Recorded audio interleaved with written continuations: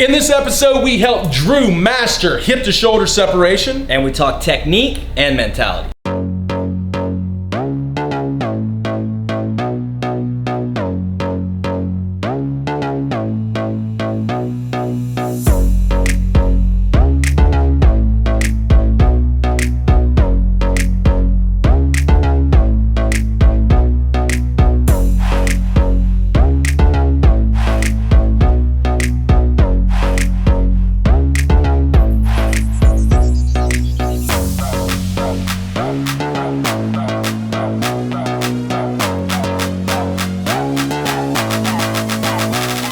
All right, Brent Porcio, Stephen Godana here at the Top Velocity #Pitch and Tips show, where you go to Twitter, Facebook, Instagram, Snapchat, ask your question at Top Velocity #Pitch and Tips. We answer it on the show.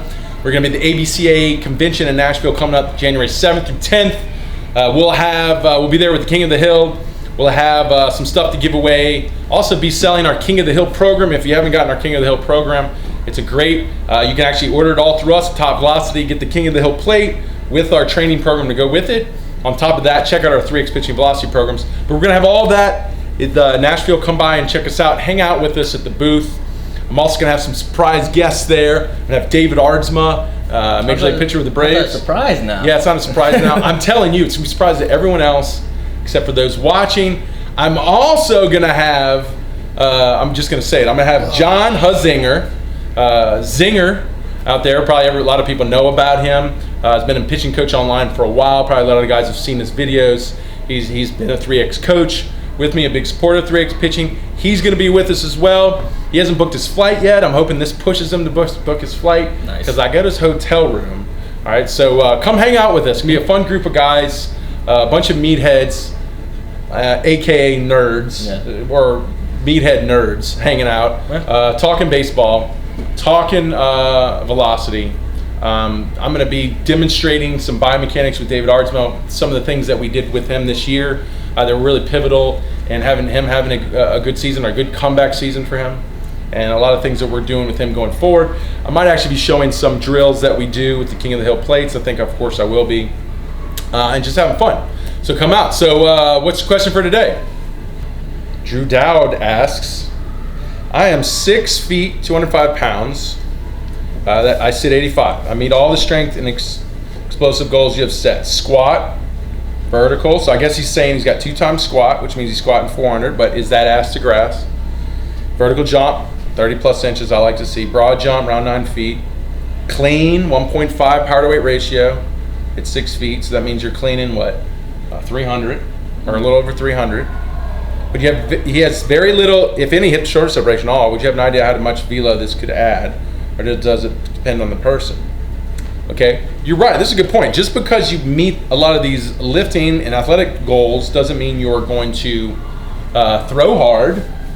But of course, it doesn't. It has to be built. It has to be converted into the biomechanics through the drills to get to the mound. How hard would you be throwing if you got more hip to shoulder separation? Now, here's the thing with hip to shoulder separation. The better way to measure it is in separation timing, meaning the moment your hip speeds peak. The moment your hip speeds peak, stop the camera. You know, you're filming this. Stop it. Then look where your shoulders are. Okay. Then count the frames to how many frames until your shoulder speeds peak. You know, if you're something 4 frames, unbelievable, right? At 30 frames a second. High velocity guys typically are going to be 2 to 3. If you're like 1 frame in between that, then obviously you need more hip to shoulder separation. It's a big thing because in hip to shoulder separation, it's a force multiplier. You're building torque. You're torquing all the core, the muscles in your core, which is then going to eccentrically unload and accelerate the forces that were initially generated through the hips to the lower half. It's huge, and I don't know how much it's going to be on everyone. Everyone's different. If you're a stocky guy, you know, it's going to be harder for you to get, but you can still get a lot because you're just a thicker rubber band. I'm related to rubber bands. I know it's harder to pull that rubber band back, but once you get it going, it's still going to fire a lot of power. A long, lean guy, easier for him to get that separation timing. But when he gets it, does it have a lot of tension behind it? Is it going to unleash a lot of power? So the thing is, it's 6 feet. You probably got to stock your frame. So I can see why you're stuck. If you get it, I'd say, who knows? At 85, it could be 95. At best, maybe. Who knows? I would definitely expect something in the 90s on the top end. Now then, of course, you're going to want to be consistently there, and that's just being able to perfect it and do it every time. But someone like you who's stuck with great athleticism, you make it sound like you have great athleticism. You're not talking about mobility. Now these are other goals. I'd like to know you have great mobility as well. Obviously not if you're not separating well. There's some mobility restrictions there, which you're going to probably have to really attack it with your mobility, and you can do that both in your strength approach and in mobility training. But once you start to improve there, and you understand the timing of the biometrics to get more hip to shoulder separation, and it's also too for a lot of guys that are 6 feet thick guys, I want you to get lower in your leg drives. Okay, that's going to get more abduction in your back leg drives. That's going to help stabilize your hips better, which gives you more leverage to separate your shoulders off of. At the same time too, we need power through that movement. But getting lower, if you look at someone like Fernando Rodney, a little guy, thick guy, good separation. He has to use a lot of abduction to do it as well. And that's another interesting point. Biomechanics is where I would probably spend a lot of time with you. If you look at someone like Craig Kimbrell, Billy Wagner, thick guys, little guys. They had a lot of hyperabduction in the elbow, the inverted L, whatever you want to call it, inverted W.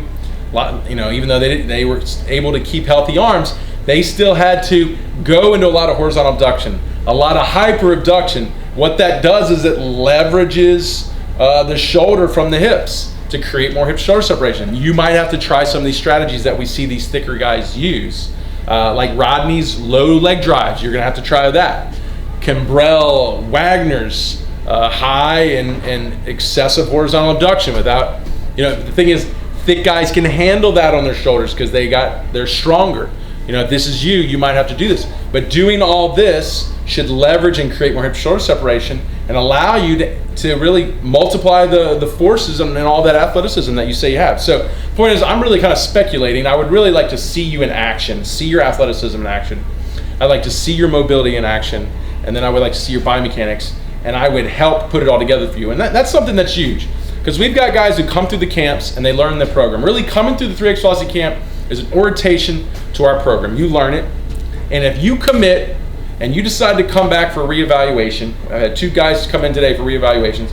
You come in, we look at your progress, we reevaluate, remeasure, and we sit down, and now we get more focused. We go, okay, you're committed, you're following the regimen, let's keep following the regimen, but let's make a bigger emphasis here on hip mobility, a bigger emphasis here on that mobility through your strength development and your squats. That also too, amplifying more power development in your Olympic lifts, and then biomechanically through your drills, getting better at these movements and not ignoring these problems, adding in these extra drills to help fix these movement issues, bringing in more reps to apply more feedback or to create more a pattern, a continuous pattern for the body to retain its muscle memory.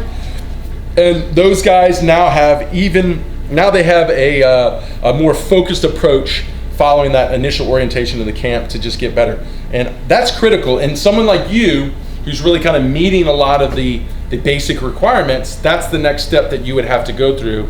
And I would recommend you do that, and we give you that better focus, kind of that laser focus at that point to really hit the key points. Because it's enough as, you use the Rodney back leg drive and the Kimbrell horizontal abduction, and you create separation, you start opening that separation, and you could almost feel like an overnight success. You go 5-6 miles an hour like that when that starts to happen. I've actually seen that in camp.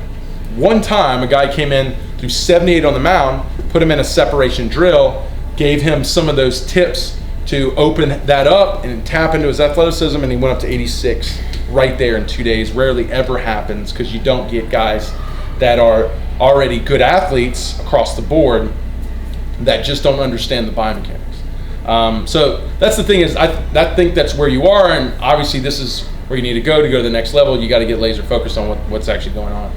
Yeah, I think everybody has their individual weaknesses, their deficiencies that is holding them back from what they want to be, and it can be a number of things, from like we're talking about the athleticism, which it sounds like you're saying you're pretty set in that category, and then the mobility deficiencies, where it sounds like you probably need some more work with mobility. Mechanics can be a part of it.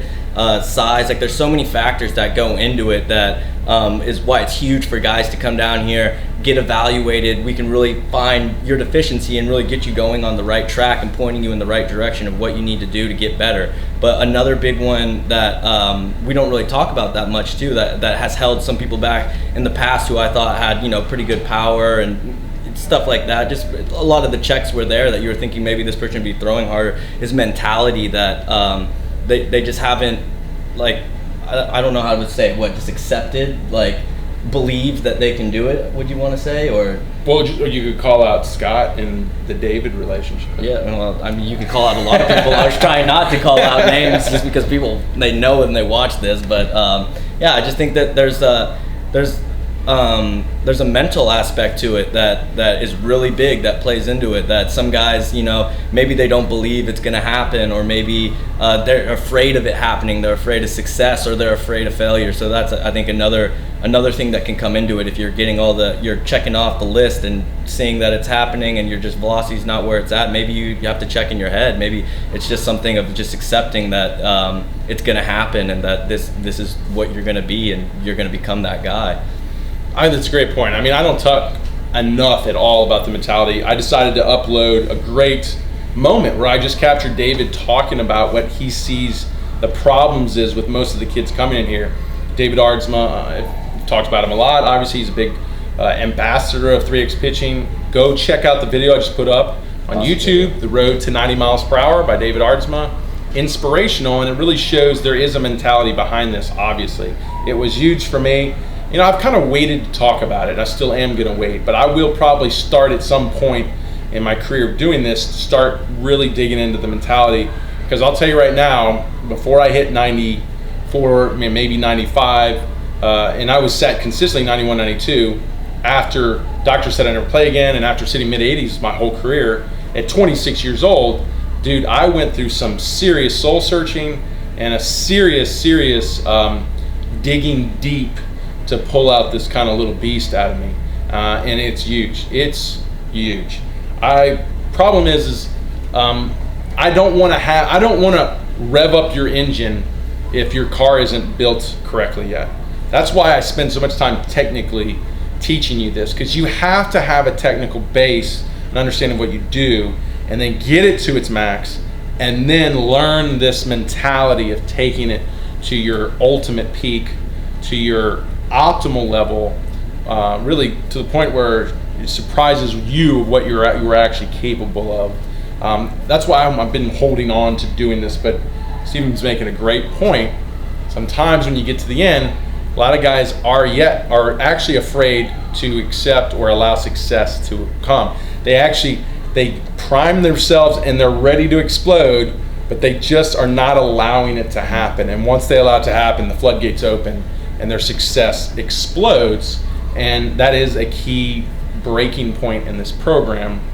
But like I said, that's something we need to talk about last. We really do. All right, so that's a good point. Good question. I hope that helped, Drew. If you have a question, go to Twitter, Facebook, Instagram, @TopVelocity, #PitchTip. Ask your question, we answer on the show. We've got a lot of questions coming up. So a lot of great episodes to look forward to. But also come out, if you can, to Nashville. Check us out at ABCA Convention. We'd love to hang out with you guys, give you all some free stuff. And we're actually planning to do some episodes there, so it'll be pretty fun. We'll see you next time. Yeah. Hold on.